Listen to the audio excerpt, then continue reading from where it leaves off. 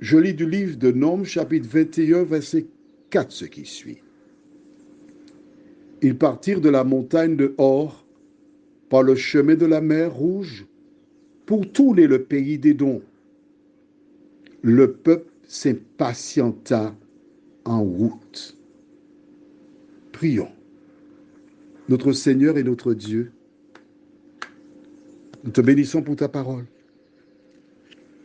Nous te louons pour tous ces bienfaits que tu as placés à nos dispositions. Aide-nous à partir de ce que nous lisons. Aide-nous à comprendre que ce que tu as dit se réalisera certainement. Voici le peuple qui s'impatienta. Car depuis le départ de l'Égypte, il marche dans un désert, mangeant de la manne. Aide-nous, Seigneur, à tirer les leçons, nous t'en prions. Au nom de Jésus et pour ta gloire éternelle. Amen. Quand ils sortirent d'Égypte, de l'autre côté de la mer Rouge, voyant les corps des soldats égyptiens morts, ils chantèrent le cantique de Marie. Marie entonna un cantique. Il louait l'Éternel. Il remerciait Dieu pour la délivrance. Maintenant, ils étaient un peuple libre. Ils marchaient vers Sion, la belle Sion, Canaan, que l'Éternel avait préparé pour eux. Oh, il était temps qu'on y arrive. Mais à cause de certaines attitudes, au lieu d'arriver rapidement sur cette terre promise, ce fut un peu plus long.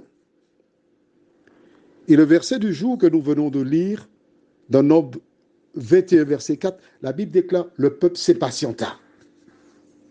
Il y a trop longtemps qu'on attend. On aurait déjà dû être sur cette fameuse terre que Dieu a promis. Où est la terre en question? Le comportement de ces hommes est aussi le même que ceux des derniers jours. Je t'invite à prendre la Bible au livre de 2 Pierre, chapitre 3. 2 Pierre, chapitre 3.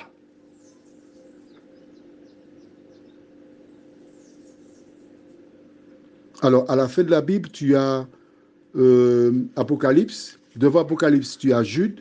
Devant Jude, tu as 3 Jean, 2 Jean, 1 Jean. Et juste avant, tu as le livre de Pierre. Juste avant 2 Jean. Avant, 1 Jean. Premier épître de Jean. 1 Jean. D'accord? 2 Pierre, chapitre 3. Et je vais lire pour toi à partir du verset 1er. Voici déjà, bien-aimés, la seconde lettre que je vous écris.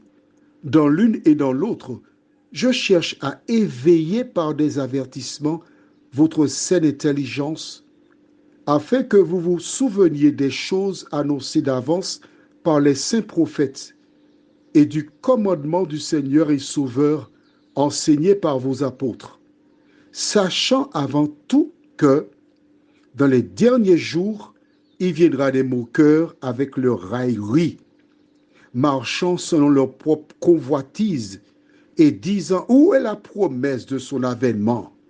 Car depuis que les pères sont morts, tout demeure comme dès le commencement de la création.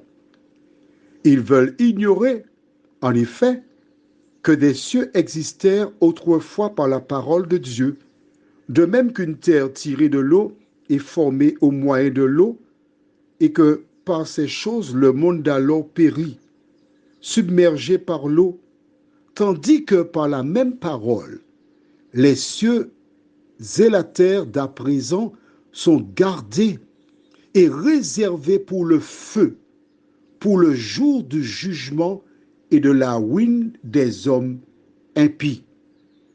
Mais il est une chose, bien-aimés, que vous ne devez pas ignorer. C'est que devant le Seigneur, un jour est comme 1000 ans, et 1000 ans sont comme un jour.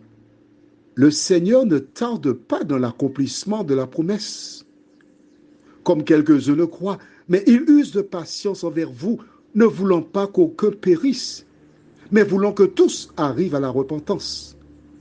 Le jour du Seigneur viendra comme un voleur. En ce jour, les cieux passeront avec fracas, les éléments embrasés se dissoudront, et la terre, avec les œuvres qu'elle renferme, sera consumée. Dis-moi, fais-tu partie de celles et ceux qui s'impatientent comme les enfants d'Israël dans le désert? Dieu a pensé à toi. Exactement comme ceux qui étaient impatients. Mais où est la promesse? Depuis le temps qu'on a parlé du retour de Jésus, mais il n'a pas venir encore, il ne revient plus. Non, il viendra comme un voleur. La question est la suivante. Que fais-tu pour cela? Prions. Notre Seigneur et notre Dieu, nous sommes heureux de revenir vers toi. Nous sommes heureux, une fois de plus, de nous attarder auprès de toi.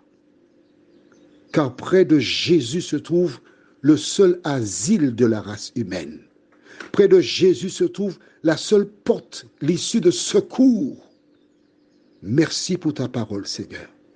Aide-nous à nous inspirer de l'attitude de ces hommes, à lire ce que nous avons lu dans 2 Pierre chapitre 3 et à ne pas faire partie des impatients, nous t'en prions, au nom de Jésus et pour ta gloire éternelle. Amen.